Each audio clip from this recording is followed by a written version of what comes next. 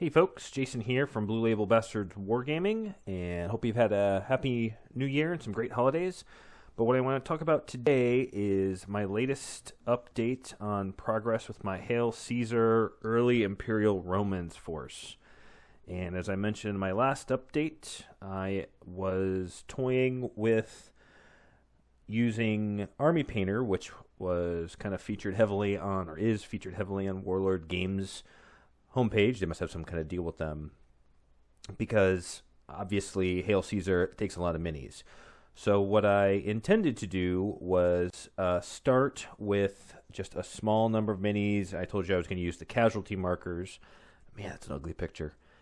But what I did, so I was going to test it with the Casualty Markers, which I didn't care that much about, or not as much as like a major unit. You don't want to get like halfway through a unit and decide that you hate the paint scheme.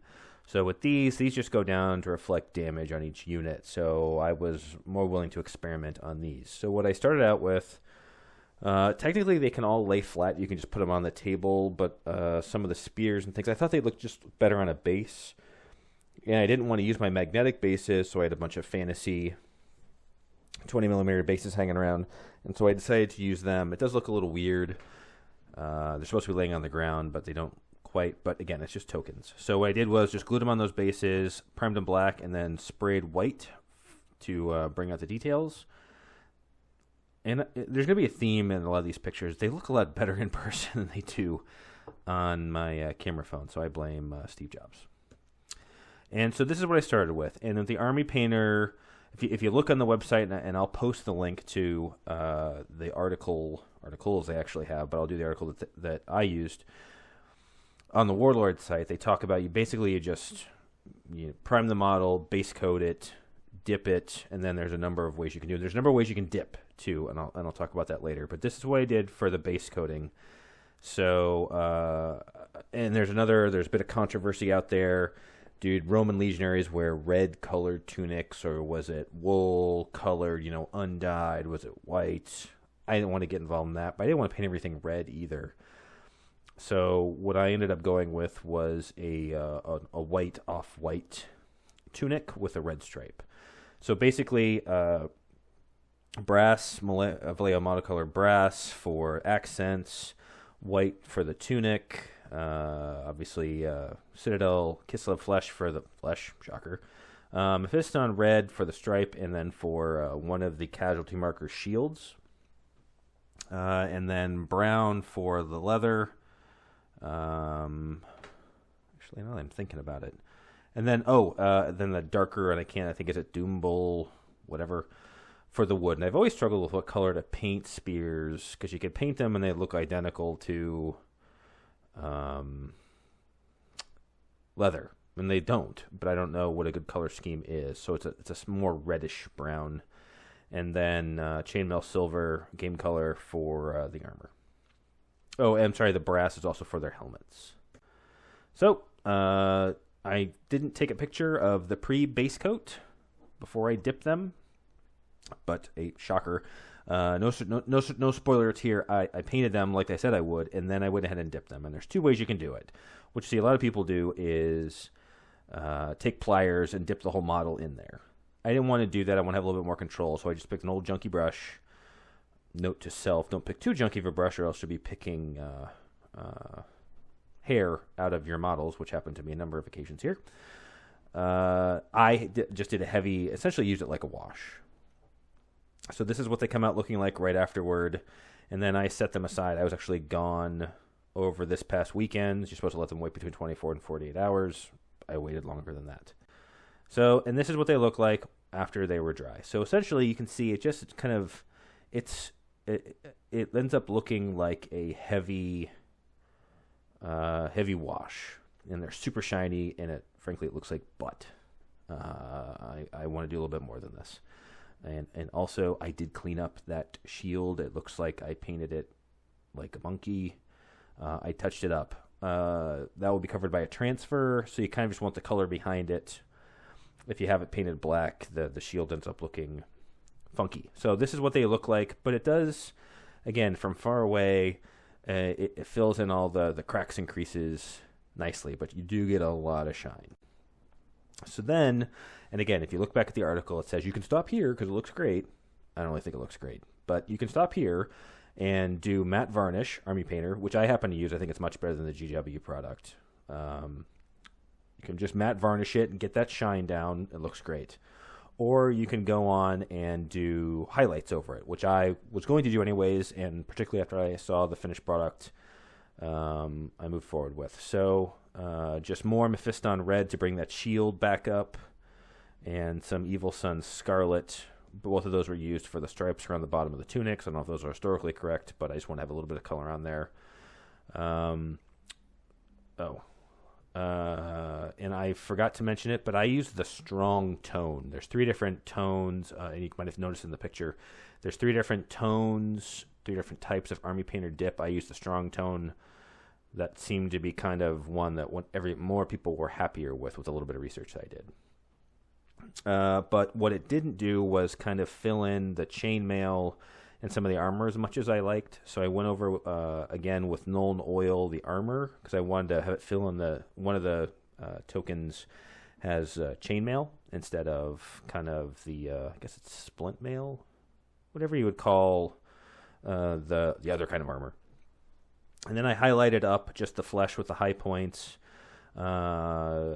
Did the same thing with white on the tunics, and then did Scrag Brown from Citadel on the leather. And then in the back, used some Flames of War. And again, I was struggling with what color to use just to bring up the color of the wood a little bit. Cavalry Brown from Flames of War, which I just randomly happen to have. Glorious Gold on the helmets to bring up that color a little bit, and then more chainmail. I must have added in the wrong picture. There we go. Okay, so this is what it looks like afterwards. A little bit more cleaned up, and you can see the models pop a little bit better now. Also, I will be getting a photo box to take better pictures, to get rid of some of the shadows and some of the glare. I don't have that yet, so right now it's my iPhone and my rather dirty cutting mat. But I will fix that soon. But as you can see, I think the models are looking better already. I didn't spend a tremendous amount of time on these models because I am trying to get through them quickly, and these are only tokens, so I would spend more time on line units or particularly headquarters units. But I think they're looking better already. And here's another close-up of the after the washes and the highlights. Again, they're dirtier, they're messier than I would like, but they're only tokens, and I'm trying to get through them more quickly. You can see the red stripe on the bottom. I ended up cleaning that up afterwards because I wasn't happy with how it looked. But I think these guys are looking pretty good already. And then, decals. I ranted about this earlier. I actually took these decals from another set of Legionaries because they give you a bunch of extra ones, and just used Microsol, Microset on the one token with the shield. The decal went on really well. It fits well. One of the best transfers / decals I've ever used. And then for basing, I would decide to go ahead and base them. And I got a good deal on this MIG Europe dry mud from MIG. And so I just applied that on there, let that dry a little bit. And so this is what they look like. I also jammed some tufts of grass in. I figure most battlefields, the earth is going to get churned up by people fighting over it. So this is what it looks like now, and I don't think at this point I have used the matte varnish. I'm probably waiting for them to dry. And I'm doing this all in one night, so I'm not waiting as long as I probably should. But this shows that you can get it through relatively quickly. And no, I haven't matte varnished it because I wanted to put the Citadel, the gloss coat over the transfer just to seal it in there. Again, you can see it lines up fairly well. There's a little bit of overlap on the lower side of the transfer. I just went ahead and painted silver over that in the later pictures. And so then what I did was I matte varnished it, and then I went ahead and used the Citadel Technical Paint Blood for the Blood God because I wanted these guys to not have entrails hanging out, but if they're casualty markers, then they should look like they've suffered casualties. So I guess this is PG versus G. And that was just an easy application, but you want to wait to put that on after the matte varnish because you want it to be glossy colored. And so there's another color there, another shot there. And Here's one with the spear going in on the side. And sorry for the terrible picture, but there's that guy. He would be auxilia versus a legionary. So that's kind of where I ended up. What I'm going to go to next, and these next two pictures are terrible. I'm kind of at I'll talk about my thoughts on Army Painter and everything else later. I'm kind of at a turning point. One of the things I got for Christmas was a little bit of money for wargaming stuff, so I picked up the command group. There is this model and then the mounted Tribune. I set these guys up the same way. I'm going to spend more time painting these guys, obviously, than I did the Casualty Markers. But what I think I'm going to do next is just finish up the Casualty Markers, the other 9, to complement the 3 that I already have. But what I want to get going on is my first unit that I had shown previously, where it's all assembled and on its magnetized bases and everything. So I've got a lot of stuff to do. It is nice to start making some progress. So kind of my parting shots on Army Painter and other things. Army Painter, it didn't come out too shabby. I have seen it before, and I didn't really like it all that much. This came out looking better than I thought.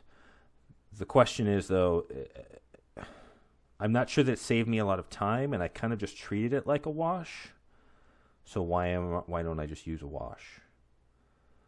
So it's not bad. It's not great. It didn't throw me off to do anything. So I'll probably just continue. I'm going to at least do the other 9 tokens, and then I'm going to kind of be at a decision point for the units themselves. I'm not going to use it on... I'm 90% sure I'm not going to use it on the command groups or anything, like kind of the centerpiece models, because I want to take more time on those.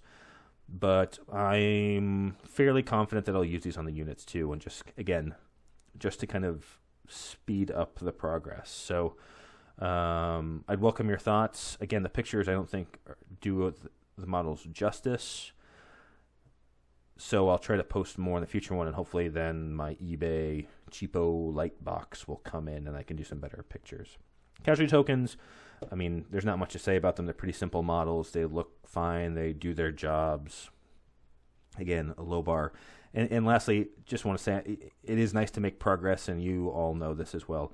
Making progress on models gets you more energized to do more. So hopefully this time next week, or even earlier maybe, I will have more progress in whatever I end up working with. I'm going out, meeting up with a guy I met on the internet, on a meetup group here in the U.S. To do a paint night. So what I'm probably going to do is just base coat the other 9 models, and maybe even start on that first legionary unit that I'd shown previously. And so we should have some good progress to show come next week. So again, thanks for watching, and keep on wargaming.